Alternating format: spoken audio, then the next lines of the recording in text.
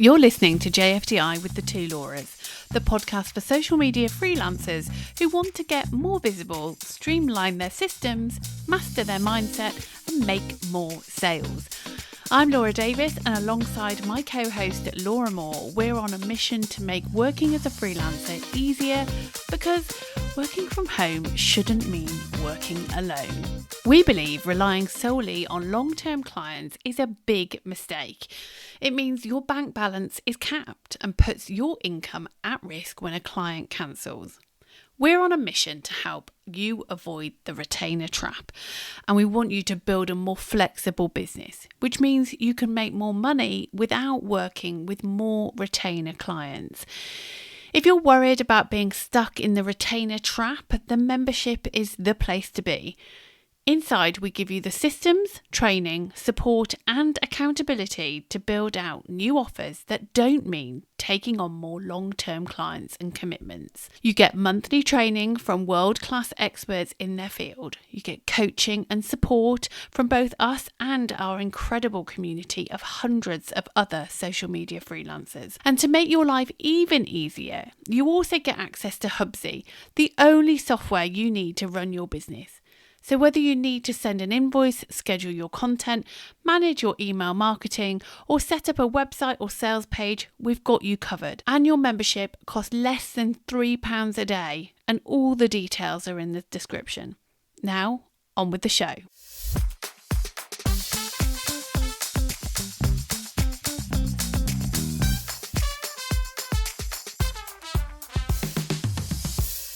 On the show today, I want to bring you some early insights into our State of Freelance Social Media Management survey. If you haven't already heard about this, where have you been? We've been running a survey. It's the biggest survey of its kind in the freelance social media management world, because basically we wanted to get lots of data and insights from other social media managers to hear what you're doing, how much you're charging, the challenges you're facing, and essentially so you can stop feeling so alone. You can understand what people are doing well, what people are not doing well, and use all of this data for your benefit. Of course, we need the information from you so that we can collect all of this stuff. So if you haven't already filled in the survey, we would be so grateful if you would take a couple of minutes to do it. We'll make sure that the link for that is in the show notes. You'll also see it on our socials. It takes a few minutes to do it, but we have got a shameless bribe. You'll also get a free tool from us, which will give you some real good insights into your ideal clients, where you can find them, where they're hanging out, the kind of language you can use to speak to them, the problems they're facing. It just gives you so much knowledge to be able to go and find the people who you want to work with. So fill in the survey, you'll get that for free as a thank you from us, but you'll also get all of the information and the data in the report once it's complete. So as I said, this podcast is just going on the data that we've got so far, and we've had around, I think it's about 230 or so responses at the time of recording this podcast. We've got a lot of information, but we still want more. And in this podcast, I'm just going to go through a few of the things that this survey so far has highlighted. It's highlighted a lot more than what I'm going to talk about in this podcast today. So wait for the final report. This is like a sneak peek, if you like. But we do want more and more voices to get involved so that we can give you as much information as we possibly can. So today I'm going to go through a few different things that the survey responses have highlighted already. I want to start with Instagram and what I'm going to call the Instagram trap. Now, if you already offer Instagram to clients as a social media manager, this will be really interesting to you. What we found, and why this is interesting, is because we haven't just promoted the survey on Instagram. We have promoted it on ads, we've used LinkedIn, we've used Threads, we've used Facebook, we've used email, we've had other people share the survey for us, we've shared it in so many different places, not just Instagram. In fact, I think Instagram is the place that we've probably mentioned it least. But the results show that 94% of people who've completed the survey so far manage Instagram for clients or do something to do with Instagram for clients. Maybe they train them on there, what have you.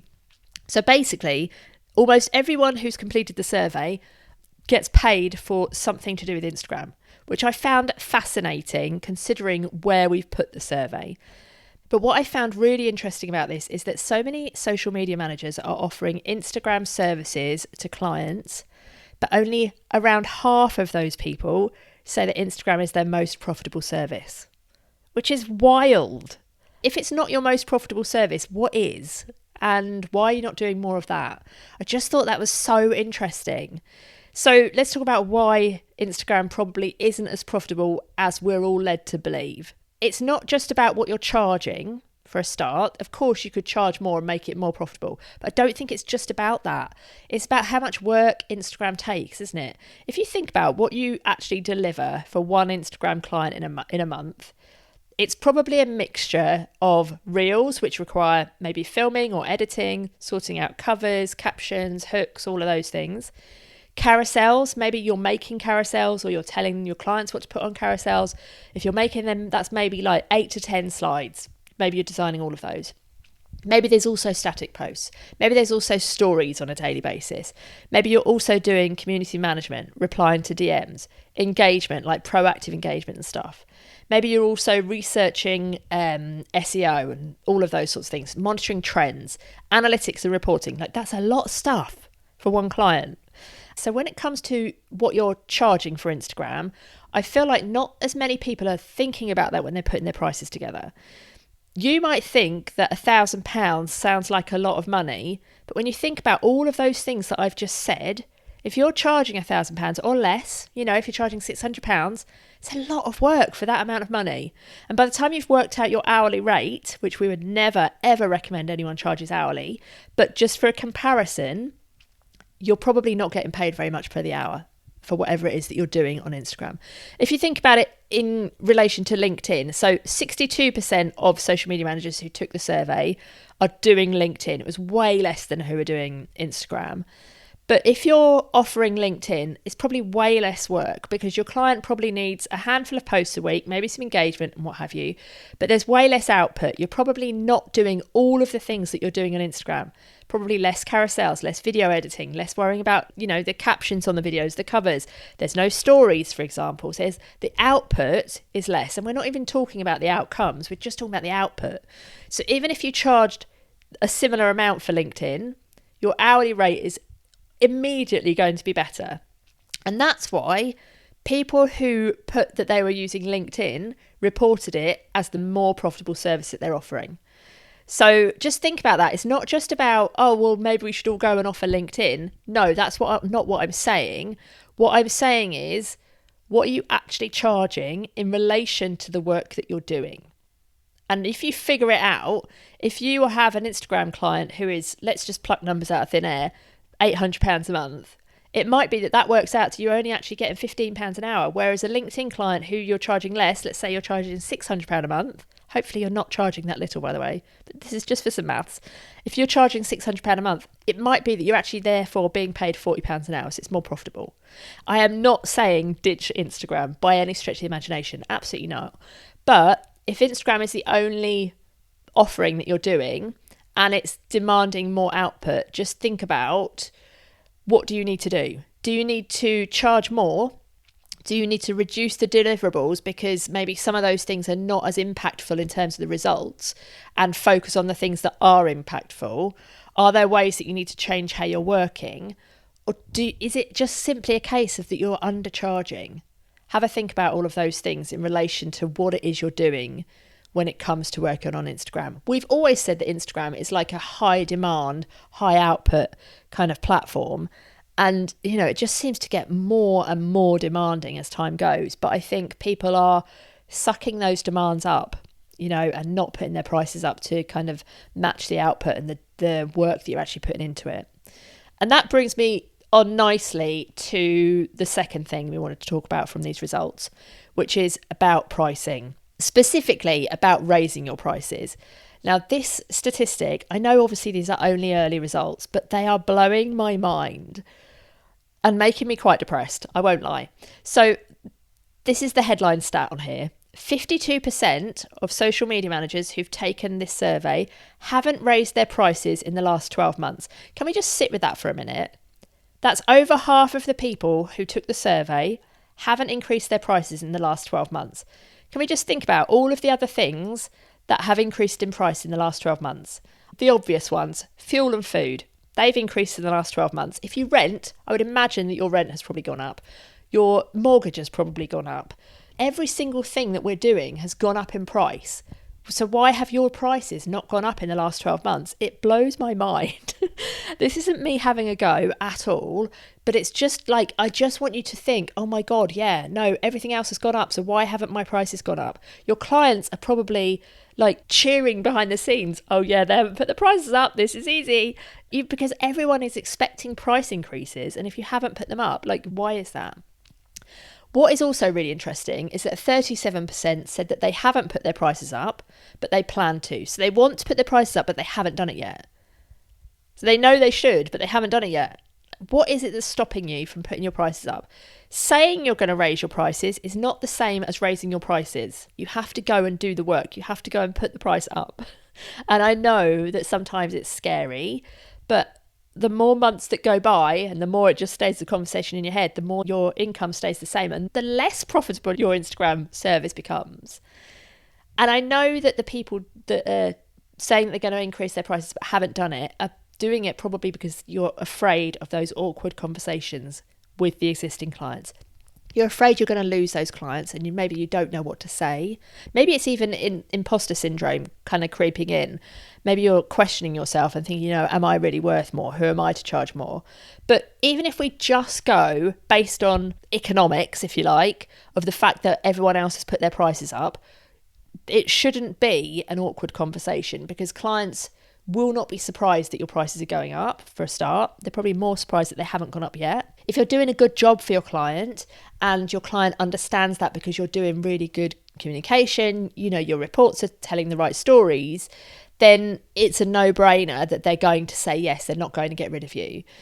But if you are worried about putting your prices up, if you're a member, in the members portal, we have a thing in there which will help you to risk assess whether or not you should put your prices up. But basically, you want to just ask yourself, what will happen if I put my prices up and my clients say no or they fire me? Have I got a backup plan in terms of income coming in from somewhere else? And that could look like you have got your offer triangle built out, so you've got other services that you can go and sell to recoup that income. It could look like you've got leads who you can go and follow up with. Maybe you've got proposals in with clients, so you know that you could easily replace these people. If you have a plan B and a backup plan, it's way less risky to put your prices up. So I would definitely think about having that plan B in place, but don't just keep putting your prices off because you haven't had time to have a plan B.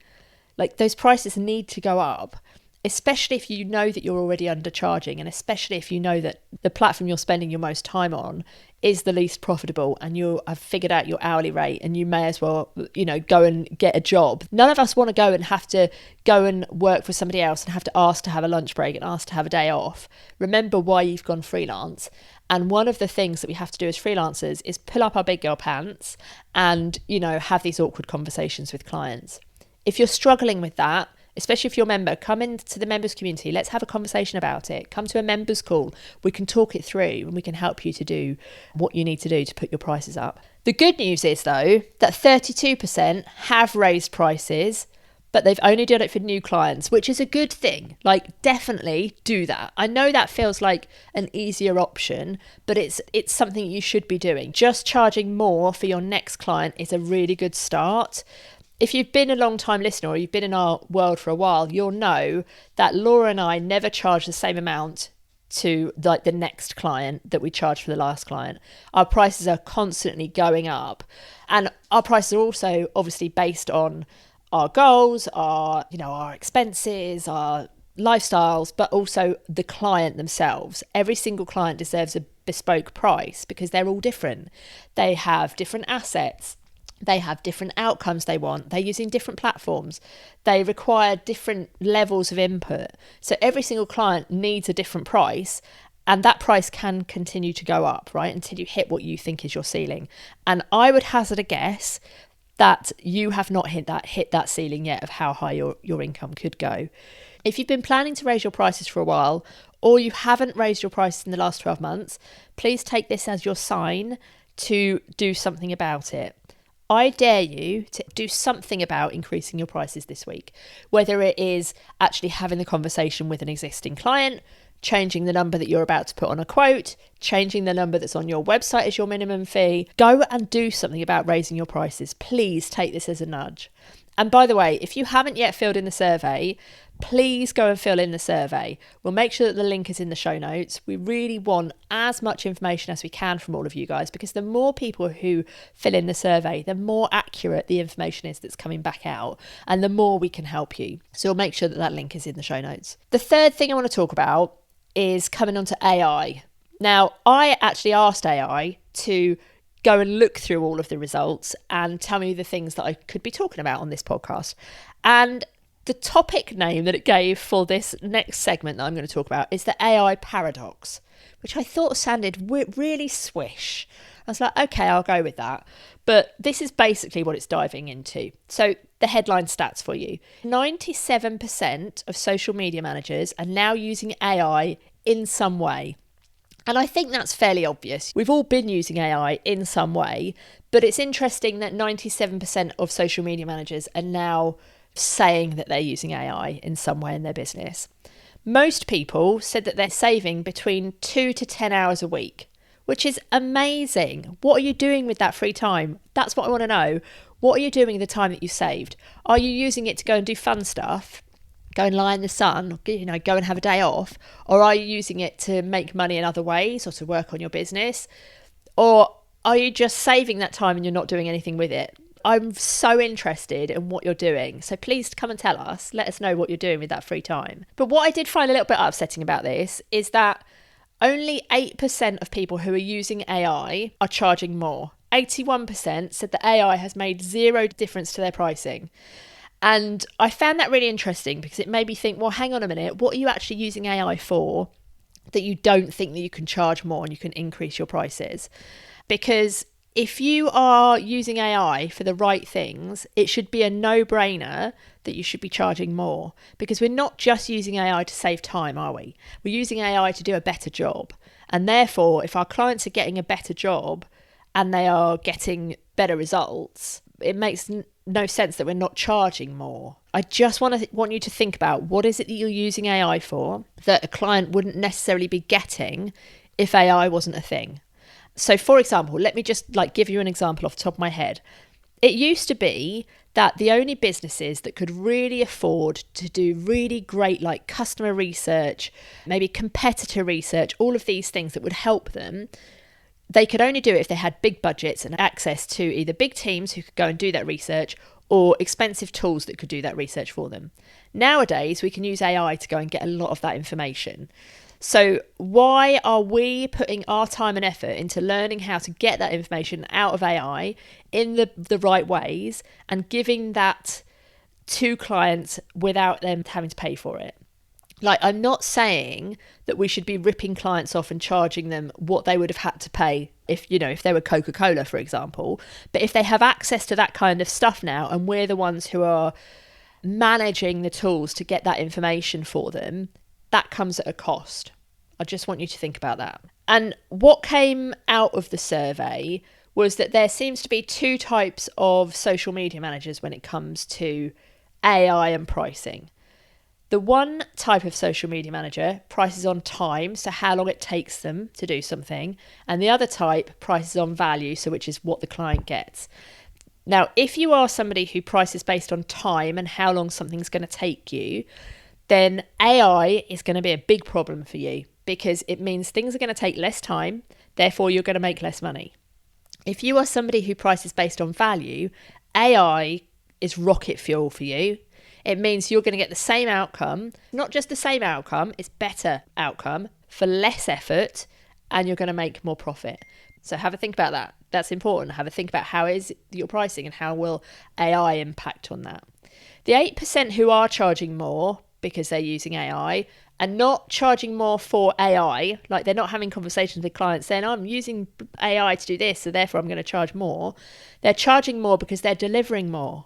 They are giving better strategies. They are having more deep work. They're able to do the research that helps them to do a better job. So if you want to be one of those 8%, we need to start thinking about, what am I using AI for? What are the possibilities that I could use AI for?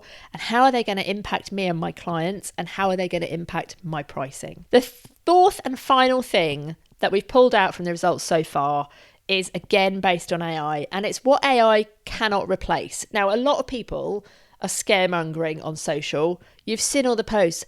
Claude Code just killed this tool and social media managers are no longer needed and all this stuff. Like, it's all absolute BS if you ask me. But it was interesting to hear that it's not just me who thinks this. There are lots of social media managers who have pulled out the things that AI cannot replace. And these are conversations that you need to be having as a community to kind of build yourself back up when you're seeing all of these horrendous posts on Instagram and Facebook about all of the things that Claude Code has just killed and Claude Cowork can do this, so you don't need it. It's just absolute BS. Anyway, so I saw a post recently on Instagram that really stuck with me, and I wanted to say it out loud on this podcast because I just felt like, actually, this is really interesting and this could really help people to think this way as well. So the post said, AI is data, and data can only look backwards. Creativity looks forwards. And I just thought, oh, yeah, that's so true. And then I saw another thing that Hans Zimmer, blast from the past, had said. And he said, AI is a snapshot of the past being sold as the future. AI is always looking backwards. The humans, you and I, we're the ones who are looking forwards. So AI can't replace that future thinking. Yes, it can kind of make predictions based on past data, but AI is always trained on something that's already happened. By the way, if you don't know who Hans Zimmer is, he did like the music on like Gladiator and The Lion King and stuff like that. I know, really random. Anyway, moving on. So just to repeat that, AI can only look at what's already been done. It can only look backwards.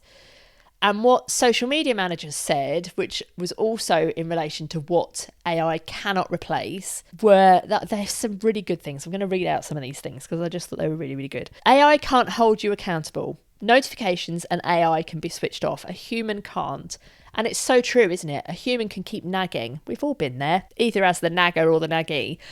And AI can't do that. Like, I asked Claude to remind me of something and it's reminded me about 5 times and I still haven't done it. So if a person had kept nagging me, I probably would have done it by now. It's the same as when we set reminders on our phone, right? And we just ignore them. AI can't replace that accountability. Somebody else said, half of what I'm doing is thinking about whether something's within scope, whether a regulator would frown at it, whether a comment in the DMs needs a careful reply rather than a quick one. And it's that kind of moderation, isn't it? The human ability to moderate whether something needs doing, should be replied to in this way or that way. It's human judgment. AI can't replace the judgment, just like it can't replace taste or emotion. It doesn't have any of those kind of skills. Now, somebody else said that AI can't replace them because they help them to tell their clients' stories. That's one that I would push back on because I think AI is brilliant at helping us to tell our stories. And the reason I say that is because our Claude can do that for us. It depends how well you're training your AI tools as to whether or not it can help you to do that. And so if you are the person who's training the AI tool, then the AI tool can tell great stories. What I would say is that most business owners don't know that's a thing. Or if they do know that it's a thing, they don't know how to train the AI tools and put all of that information in. And I think that's a massive gap that social media managers can fill, and that could become an incredible paid service. Things that did keep coming up was the strategy and seeing the bigger picture, the real human relationship that somebody has with a client, the in-person content shoots. Like, AI can't replace that. Well, currently anyway, until we see like robots driving around and going and taking photos. It can't read the room.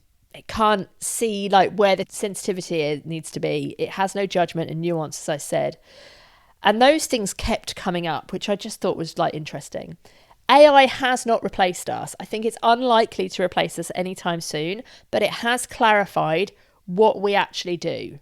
The boring, repeatable bits, AI can do those. The things that we don't need to do, chucking something into a scheduler, AI can do that for you. Anything that you do the same way more than once, AI or an automation can do. But it can't take away the thinking, the judgment, the forward-looking creativity, the strategizing, the pulling all of the different reports in, knowing what a client needs, understanding what the audience really mean by saying certain things. Those sorts of things it can't replace. It can make our jobs easier. It can make us better at our jobs, but it can't replace us. So I just thought all of those things were so interesting to pull out of the survey. And as I've said, this is just a little snapshot. We're not done. There is a lot more in there, and there is a lot more data that we want to collect from you. So if you haven't done the survey, please do it. I can't beg you enough. So just a quick recap of the things that we've spoken about. Instagram came out as the number one platform for delivery, but that it did not come out as being the most profitable. Over half of people who took the survey haven't increased their prices, and most of the people who said they want to haven't done it either. We also pulled out that AI is giving us back time, but how we're using that time is questionable, and we're definitely not getting paid for that yet. What we do get paid for is the human forward-thinking stuff that AI can't do. We want lots and lots more responses. The link for the survey is in the show notes. Please go and take the survey. I cannot beg you enough. We have got a shameless bribe. It's completely anonymous to take the survey. After you've submitted the survey results, you have an option to fill in a form to get the freebie that we're going to give you. The two things are not linked, so we won't know that your responses are linked to your request for the freebie at all. So it's totally anonymous. Fill in the form. We would be so grateful, and we'll see you next time. Thank you so much for tuning in to this episode of JFDI with the two Lauras. If you want more support, strategy and systems to run your social media business, we send exclusive content to our email list almost every day. You can sign up at thetwolauras.com/emails. Thank you so much for being part of our community, and we'll see you on socials.